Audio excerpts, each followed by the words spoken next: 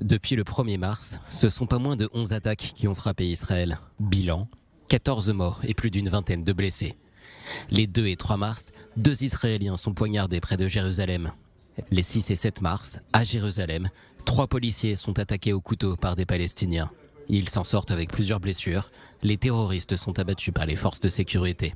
Le 8 mars, au nord du pays, près de Jénine, une attaque à la voiture bélier vise des agents de la police aux frontières. Tsahal entrait dans le village pour détruire la maison d'un terroriste. Le 19 mars, à Jérusalem, nouvelle attaque au couteau près de la vieille ville. Un Israélien est blessé.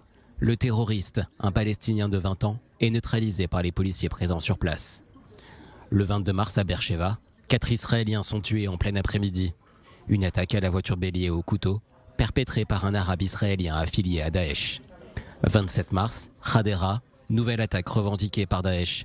2 Arabes israéliens munis d'armes automatiques tirent au hasard sur des passants. Bilan, 2 morts, 2 gardes frontières âgés de 19 ans. 2 jours plus tard, le 29 mars, 5 personnes sont tuées par un Palestinien à Bnei Brak, ville orthodoxe à l'est de Tel Aviv. Le 7 avril, début de week-end à Tel Aviv, un terroriste, un Palestinien originaire de Cisjordanie, tire sur les clients d'un bar. Le bilan est lourd, 3 morts. Ces attaques sont à chaque fois saluées par le djihad islamique et le Hamas.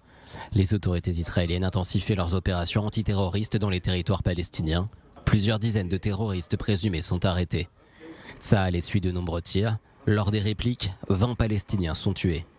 Le djihad islamique et le Hamas menacent l'État hébreu de représailles. Ce vendredi, après plusieurs soirs d'émeutes et alors que la fête de Pessah débute, le gouvernement israélien décide de limiter les déplacements depuis la Cisjordanie, mais maintient l'accès au mont du Temple à plusieurs milliers de musulmans pour la traditionnelle prière du vendredi.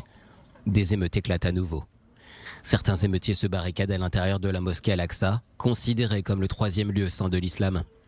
Malgré la fin des prières, les émeutes se poursuivent. La police israélienne intervient pour amener le calme. Des stocks de pierres sont découverts dans Al-Aqsa. Plusieurs centaines de Palestiniens sont arrêtés. De nombreux pays arabes condamnent l'intervention de la police israélienne, la Jordanie, les Émirats ou encore l'Égypte.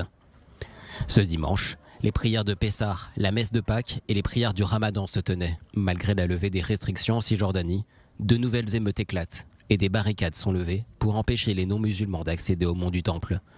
Plusieurs dizaines de jeunes caillassent des bus transportant des fidèles juifs. 5 Israéliens ont été blessés, 9 Palestiniens arrêtés.